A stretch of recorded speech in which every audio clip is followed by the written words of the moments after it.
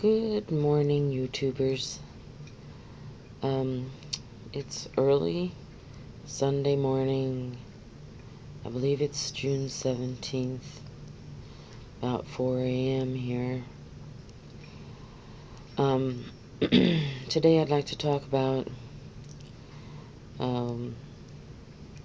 my paranoia and OCD and the doctor's visits I've had since my cardiac catheterization. Well, my my little incision has healed. I'm not having pain there anymore. My knee, of course, is still hurting. My back is hurting, and I'm going to talk with my cardiologist or my regular doctor. I've got to make a 6-week appointment with my cardiologist. I got a call for a follow-up Monday, and I'm going to call my practitioner because something really doesn't seem right. My breathing doesn't seem right at all.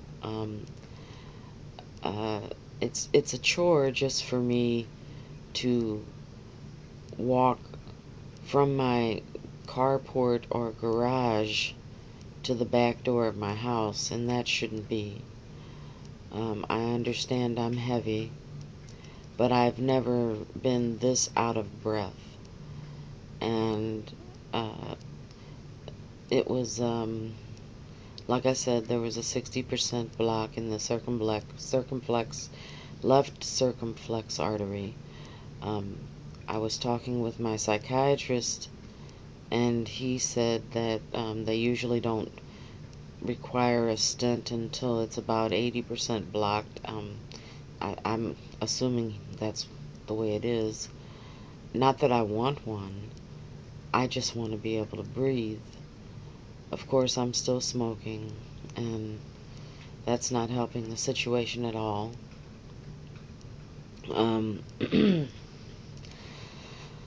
So I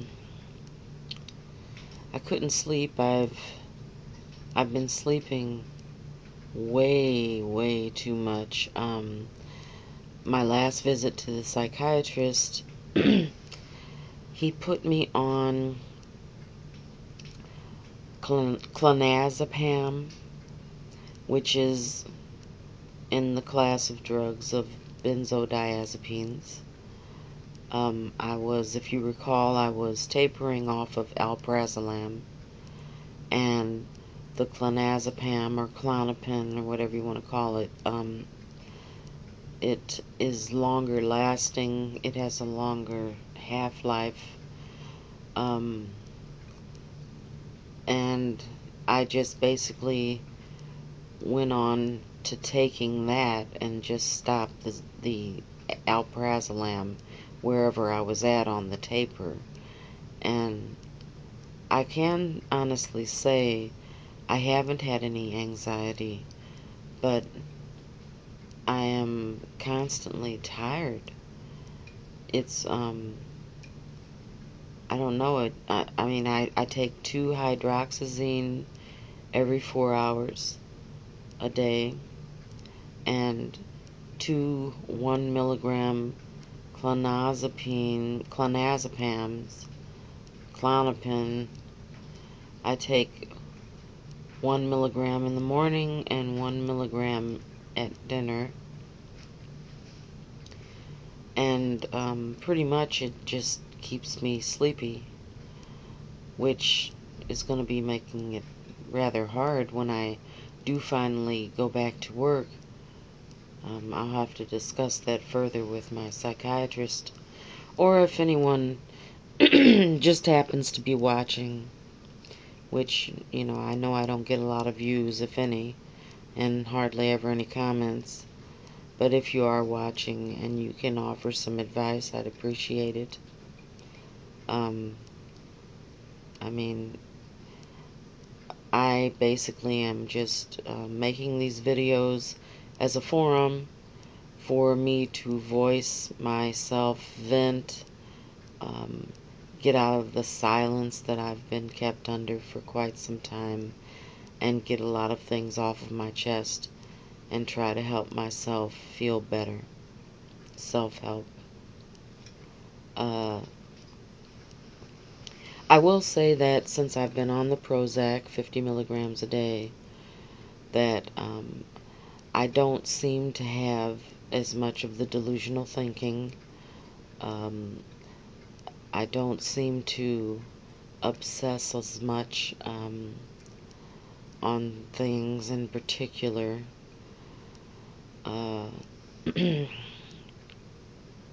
But I do still have some of my old habits, and uh, basically, really, that's what OCD is a habit. I learned that from Derek Soto, and he's absolutely right. I mean, it's just a habit. It's just like smoking these cigarettes. It's a habit. Uh, so I still check. I check whenever I leave the house. You know, like I said, I try to empty all of the ashtrays in every room because since I do smoke, which I shouldn't be, but I still do.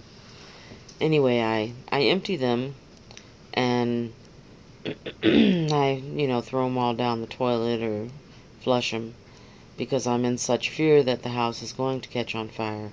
I make sure that the coffee pot is turned off, and I still have to check. I know that they're empty, but I still have to check. But checking once is better than checking 50 times.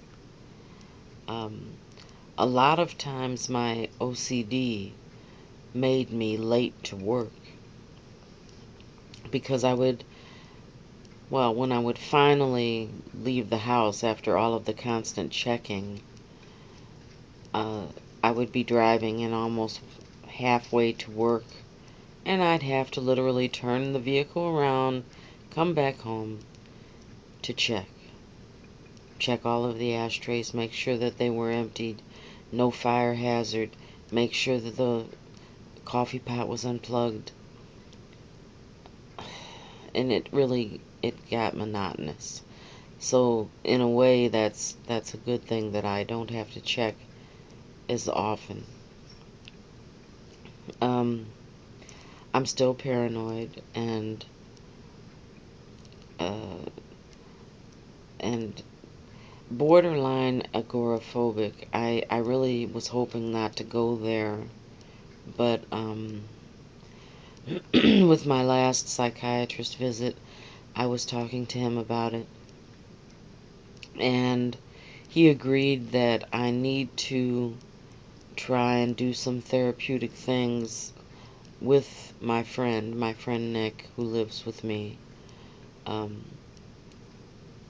I need to get out more, start surrounding with social activities and people, start doing some things that I enjoy doing that aren't too strenuous, like fishing, and uh, get out of the house. I've got a whole closet full of beautiful clothes that I never wear. All I ever wear are these house dresses, because I'm always in the bed. I'm a zombie. So,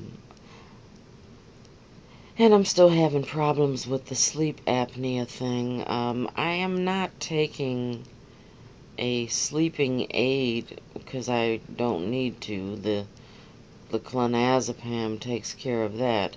So I don't know if that has any bearing on the fact that I seem to be having sleep apnea.